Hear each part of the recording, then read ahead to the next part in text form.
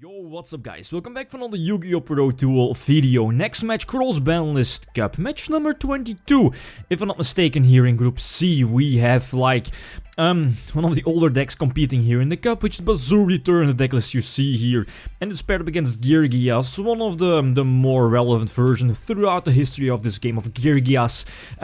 This is an OCG build, by the way, with triple soul charge and the Geargia Gear 3, the Karakuri based version. So which deck has the advantage? Should be pretty clear that the most recent deck compared to Bazoo return, Karakuri should have the advantage, right? So yeah, let's hop into the first duel.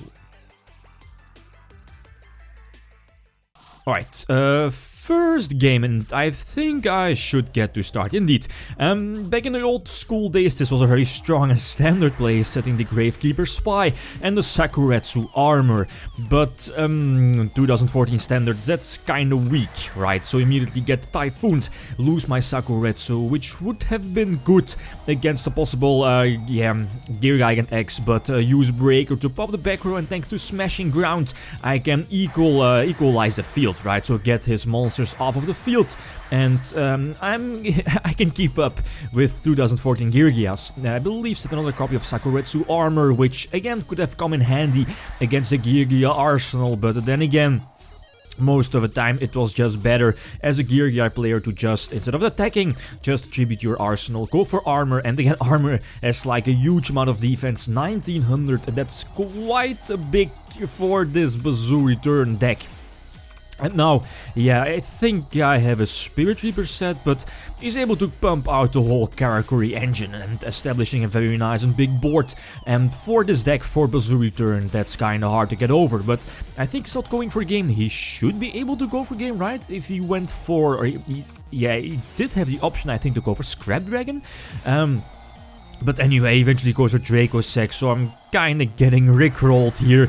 He definitely should have gone for a game this turn, but in the long run it's not going to matter. I can't answer that field. Smashing Ground is not going to matter. My only option here is to try to attack over the token, smashing away his big Dracossack, but that's not... I believe my back... my back row should be a bluff. Torrential Tribute could have done something, and again it's the soul charge and he's sitting at, what is it, 8000 still, so absolutely no chance.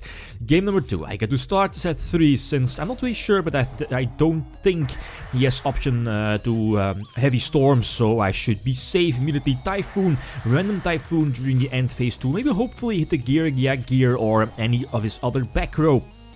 Since my plan was to just flip the Sangan as I do here, and then eventually search out a Reaper and hopefully get something going with some hand control, featuring Spirit Reaper. The Nichipachi, I believe the name is, gets rid of the Spirit Reaper, but you know, if I attack the Nichipachi, it's just going to change itself to defense position, so I kinda decide to somewhat waste the Smashing Ground to it, and hopefully Donzoluke can attack directly to again discard one card from my opponent's hand. I rip the Nobleman. This is very nice. So if it was a Geargia armor, I can immediately get rid of it. It's an, what is it, Accelerator, and Accelerator I think has 1400 defense? I think so, so he definitely should have been safe off of this Luke, but both the hand control cards definitely paying off here, both Spirit Reaper and Donzoluke, but then again his hand wasn't really too great.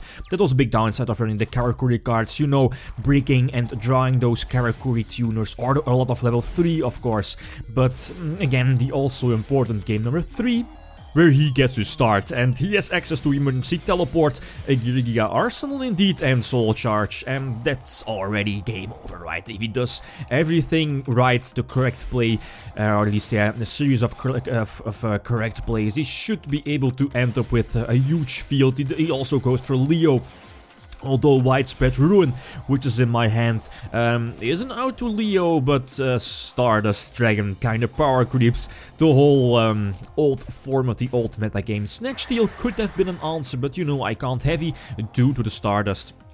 So I first need to get rid of the Heavy Storm and possibly follow it up by Heavy Storm, and then after that Snatch Steal or whatever. But again, run into Phoenix Chain. Eventually I do Sakuretsu Armor, the Stardust to lure it out, and then chain the Widespread Ruin. Again, the Widespread Ruin doesn't target. Back in the old school days it was very good against Cyber Phoenix. and it eventually also replaced Sakuretsu armor, and after that Trap Dust Shoot also ended the old school format. But his field, too big, the engineer again, and eventually during the end phase Stardust Dragon as well, so there's like nothing I can do. Second Reaper doesn't matter, since he again has that level 7 Karakuri to just put it in attack position, so eventually he's just able to attack for a game. So the end result, something we definitely expected, but again Bazoo kinda sneaked in with 1 win, but yeah, I believe his next opponent should be Agents, if I'm not mistaken, so that's again a very difficult matchup. Next match should follow soon, so okay guys, that's it. Thanks for watching, and feel free to leave a comment or a like if you enjoyed the video. Lithium signing out. Peace.